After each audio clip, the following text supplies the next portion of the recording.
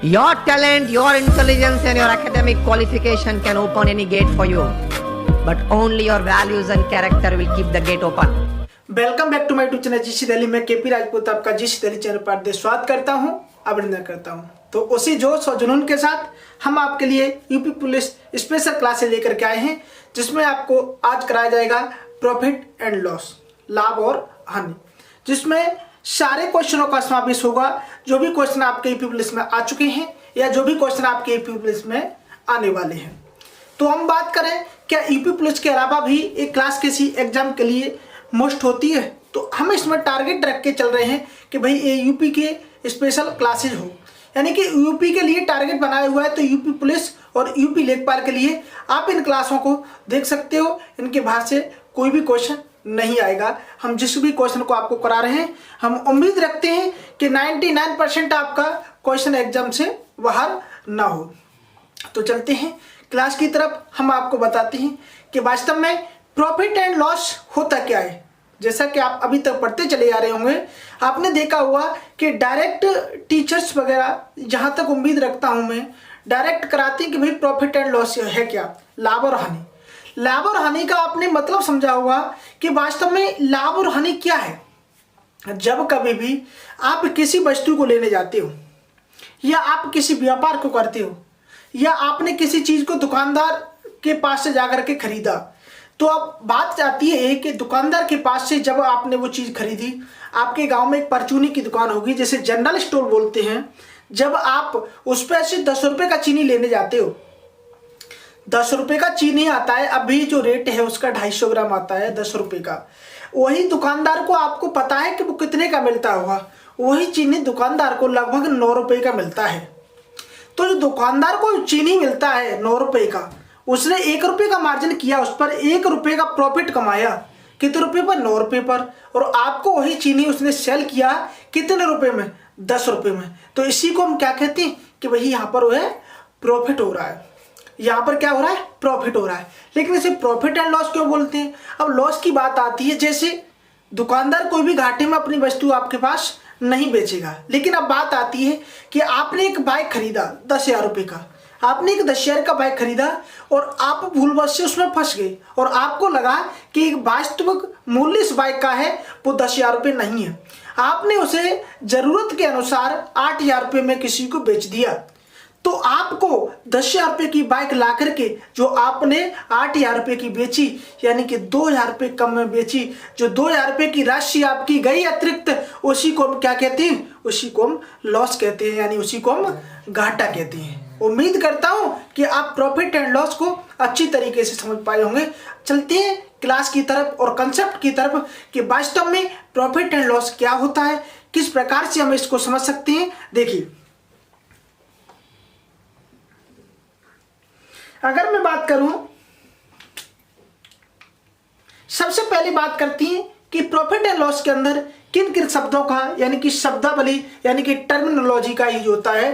जैसे किन किन शब्दों का यूज होता है, उनको जानना हमारे लिए सबसे पहले मोस्ट हो जाता है। तो यदि मैं सबसे पहली बात करूं प्रॉफिट एंड लॉस के अंदर, यदि मैं प्रॉफिट एंड लॉस के अंदर सबसे पहली बात करूं टर्मिनोलॉजी, यानी कि शब्दावली।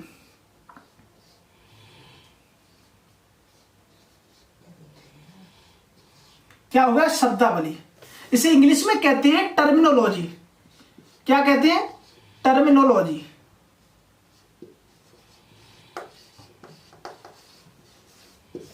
टर्मिनोलॉजी। शब्दावली की बात करें तो इसके अंदर सबसे पहला जो शब्द आता है वो निकल के आता है क्रय मूल्य। क्रय मूल्य का मतलब होता है, सबसे पहले उसकी बात करें, सबसे पहले लिखते हैं क्रय मूल्य। वास्तव में क्रय मूल्य का क्या मतलब होता है? सबसे पहले उसकी बात करें, मैं आपसे कहूं कि सबसे पहला जो शब्द आता है वो आता है आपका क्रय मूल्य। क्रय मूल्य को जो इंग्लिश में कहते हैं, आप उसे क्या कहते हैं? Cost price. Cost price. इसे जो शॉर्ट में बोल देते हैं हम, उसे बोल देते हैं सीपी। अब इसके आगे हेडलाइन डाल के आपको लिखना है कि भाई क्रय मूल्य को कॉस्ट प्राइस कहते हैं और कॉस्ट प्राइस को ही हम शॉर्ट में बोल देते हैं सीपी। इसी को हम सीपी का यूज करेंगे, ना कि कॉस्ट प्राइस हर जगह लिखेंगे।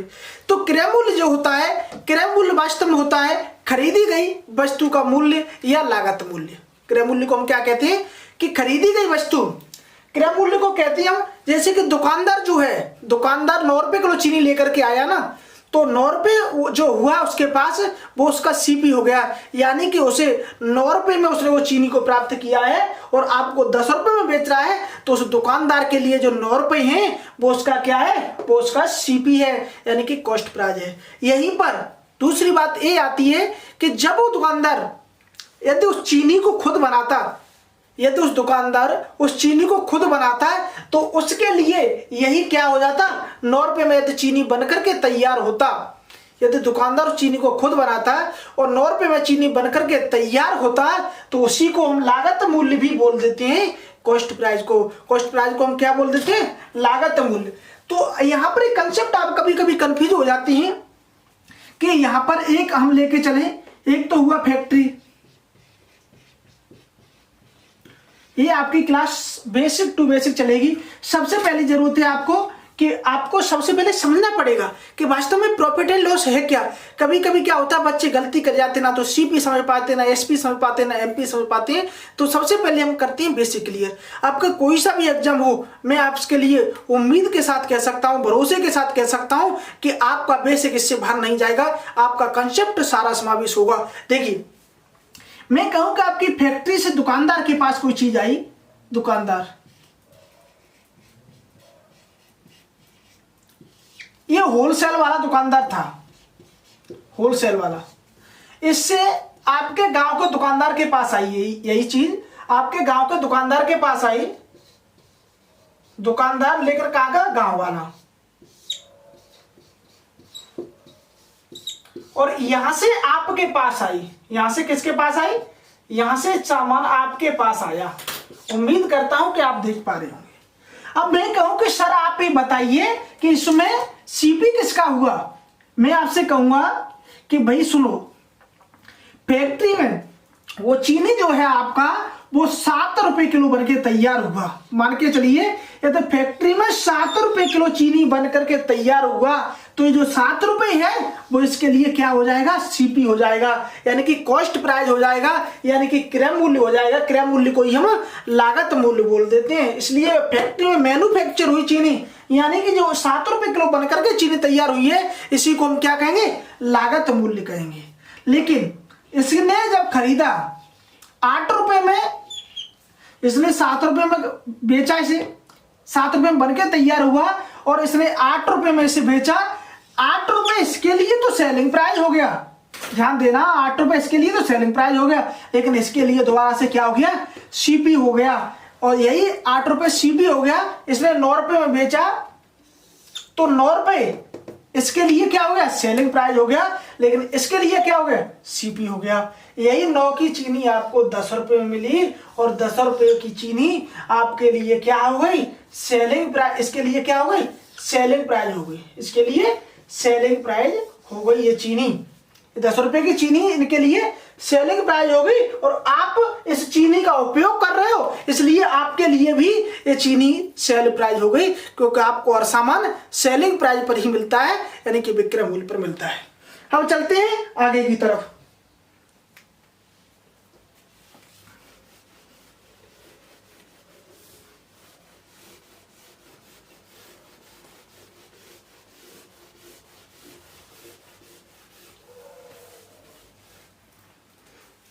आगे की क्लास की तरफ चलते हैं। देखिए, दूसरा नंबर आता है आपका विक्रय मूल्य। किसका, विक्रय मूल्य।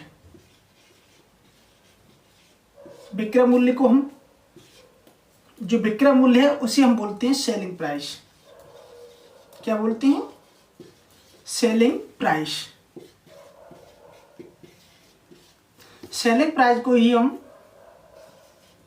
एसपी बोल देते हैं। क्या बोल देते हैं, एसपी।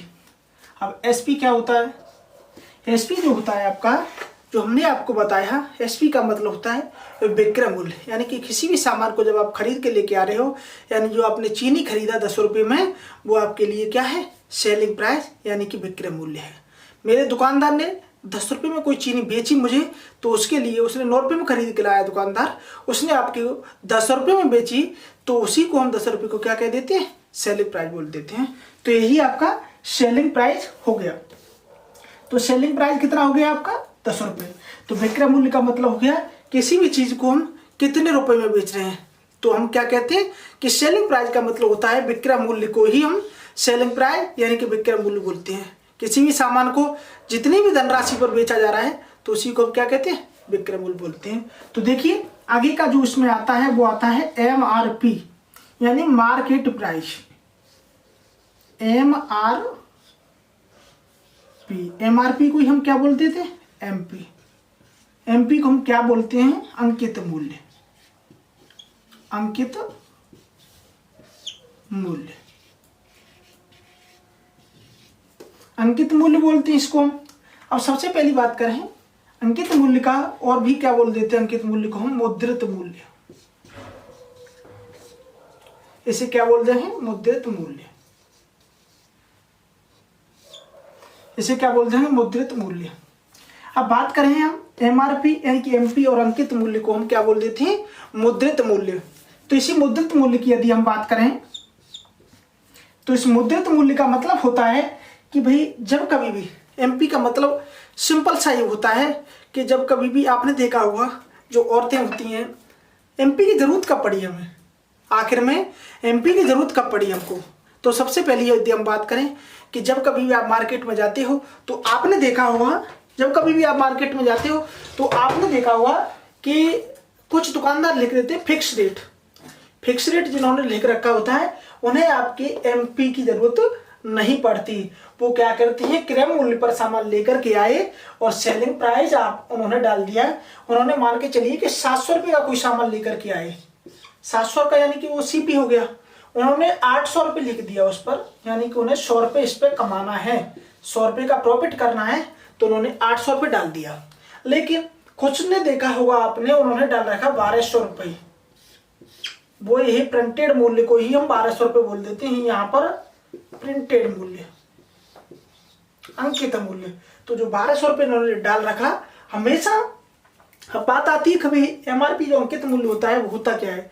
एक्चुअली में अंकित मूल्य, जो अंकित मूल्य है उसकी जरूरत हमें जब पड़ी, जब महिलाएं बाजार जाने लगी, और महिलाओं को एक्चुअली में होता क्या है, उन्हें डिस्काउंट की बहुत ज़्यादा ज़रूरत होती है।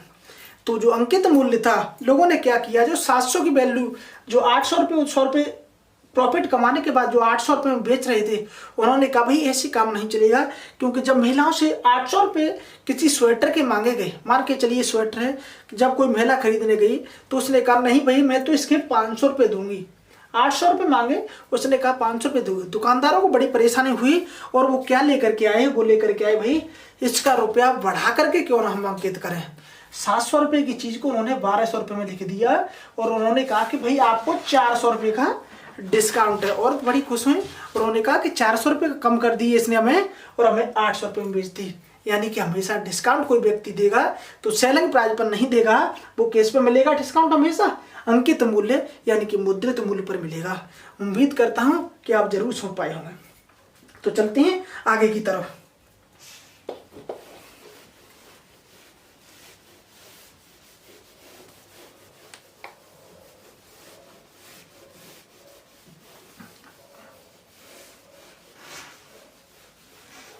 अब बात करें हम एक्चुअली में सबसे पहले लाभ, कि भाई लाभ क्या होता है। यदि मैं लाभ की बात करूं आपसे, तो जो लाभ होता है आपका, लाभ मैंने आपको भी बताया कि जब दुकानदार 10 रुपये की 9 रुपये की चीनी खरीद के लाया, उसने 10 रुपये में बेची, जो 1 रुपया उसे मिला अतिरिक्त, उसी राशि को हम क्या कह देते हैं, लाभ कह देते हैं। उसी राशि को हम क्या कह देते हैं, लाभ कहते हैं। अब इसके बाद आती है हानि। हानि कैसे कहते हैं, हमने आपको बताया जब आपने बाइक 10,000 रुपये में खरीदी और उसे आपने देखा कि भाई ये 10,000 रुपये की बाइक नहीं है और किसी कारण बस आपको बाइक बेचनी पड़ी, तो आपने उस बाइक को सेल किया 8,000 रुपये में, यानी कि 2,000 रुपये आपके पास कम रह गए, यानी कि 2,000 रुपये की राशि आपकी चली गई। उसी को हम क्या कह देते हैं, उसी राशि को लिए हम हानि शब्द का यूज कर देते हैं। तीसरा शब्द आता है, छठवां शब्द आता है आपका, 3 मैंने आपको बता दिए। शब्दावली के अंदर 6 शब्द आते हैं, कि प्रॉफिट एंड लॉस के अंदर किन किन शब्दों का यूज किया जाता है। ये चौथा नंबर, पांचवा नंबर और ये आपका छठवां नंबर आ गया। इसकी बात करें हम बटा, ये क्या हो गया आपका बटा। बटा क्या होता है एक्चुअली में, जो बटा होता है आपका वो होता है डिस्काउंट। बटे को हम क्या बोलते थे, डिस्काउंट। और डिस्काउंट के लिए हमने आपको बताया था कि जब वो स्वेटर था आपका 700 रुपये का दुकानदार खरीद के लाया, उसे 800 रुपये में बेचना था, लेकिन महिलाओं ने क्या किया, उसे 800 रुपये पे वो बोलने लगी भाई हम तो 500 रुपये का खरीदेंगे। तो उस दुकानदार ने क्या किया, उसकी जो MRP बढ़ा करके उस 700 रुपये के सामान स्वेटर को उसने 1200 रुपये का रख दिया। यानी कि 1200 से जब इसने डिस्काउंट दिया और उसे 800 का बेचना था, कितने का, 800 रुपये का बेचना था, तो 1200 से जब वो 800 की तरफ गया तो ये 400 रुपये का जो लॉस हुआ, सॉरी जो 400 रुपये उसने कम किए, इसी 400 रुपये को हम क्या कह देते हैं, डिस्काउंट कह देते हैं। यानी डिस्काउंट हमेशा किस पर दिया जाता है आपका, वो दिया जाता है आपका MRP पर। MRP का मतलब MP पर, अंकित मूल्य यानी कि मुद्रित मूल्य। अब चलती है इसके कंसेप्ट की तरफ। देखिए कंसेप्ट क्या कहता है, उम्मीद करता हूं कि आप जन ने जरूर समझ लिया हुआ।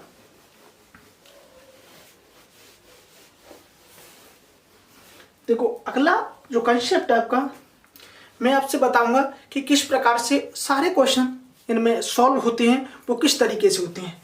यदि मैं आपसे कहूं,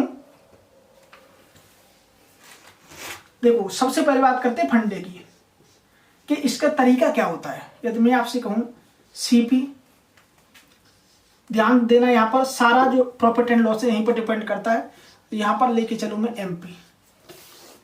मैं आपसे कहूं कि जो CP है आपका, CP से SP बनता है, हमेशा CP से SP बनता है और MP से SP बनता है। जो आपका प्रॉफिट होगा वो किस पे होगा, हमेशा वो CP पर ही होगा। तो प्लस प्रॉफिट, प्लस प्रॉफिट किस पे होगा, CP पर होगा, माइनस लॉस,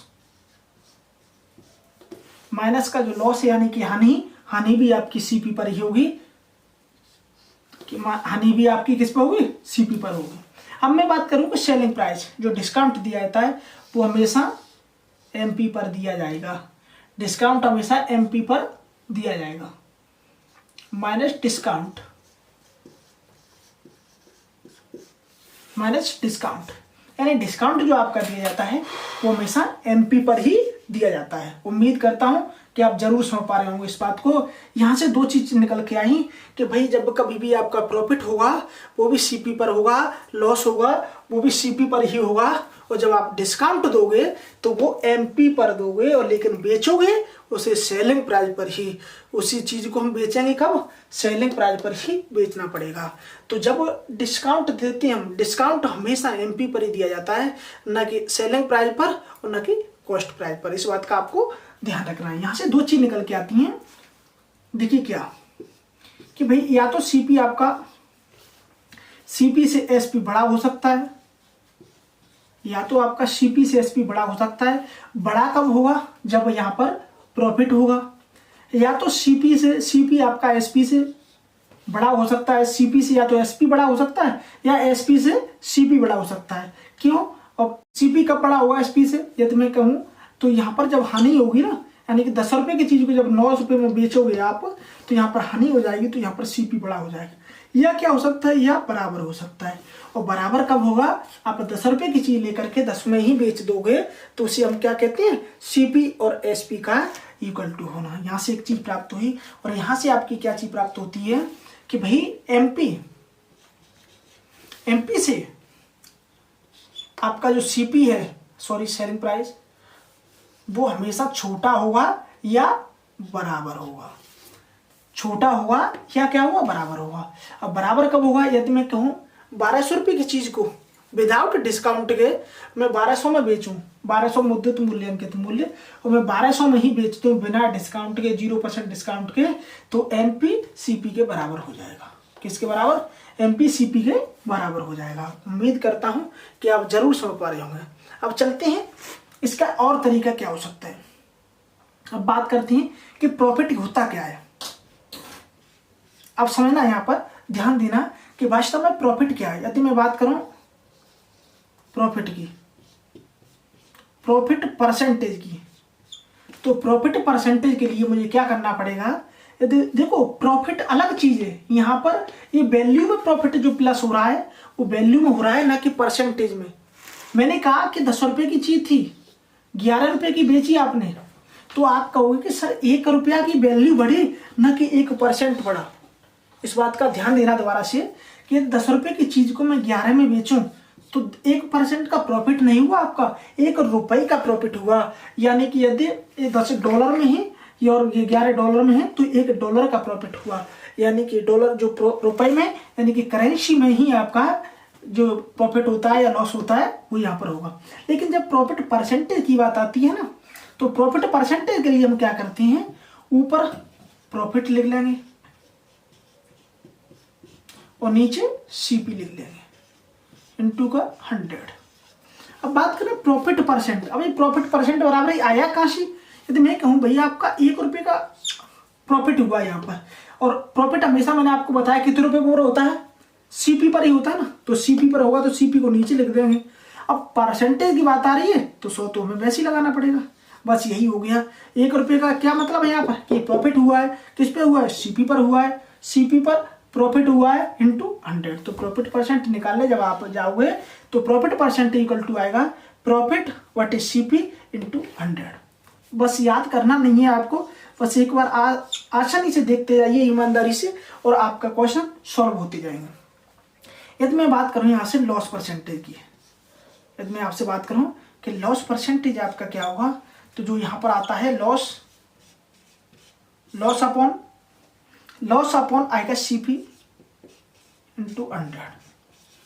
हमने आपको बताया कि भाई जो लॉस परसेंटेज होगा, लॉस भी हमेशा किस पे होता है, सीपी पर होता है।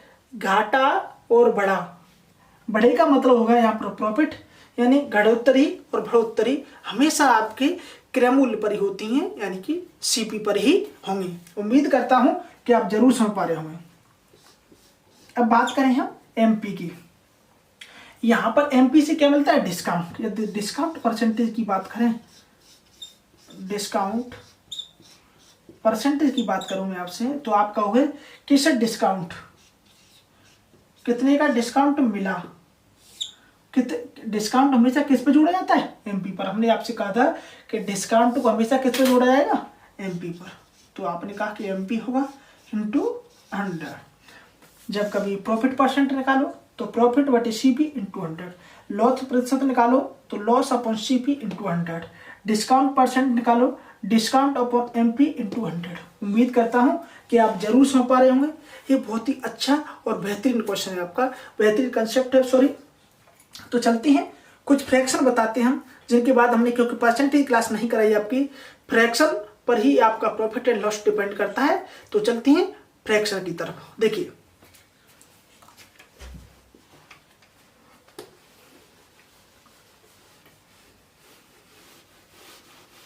अगला क्वेश्चन आपका बहुत ही बेहतरीन क्वेश्चन लेकर के चल रहे हैं। सबसे पहले आपको फ्रैक्शन कराते हैं।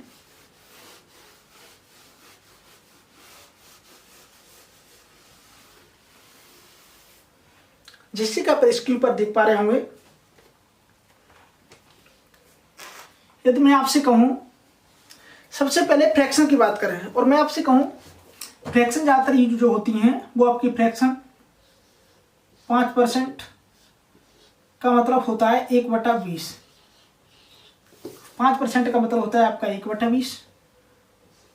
4% का जो मतलब होता है वो होता है 1/25।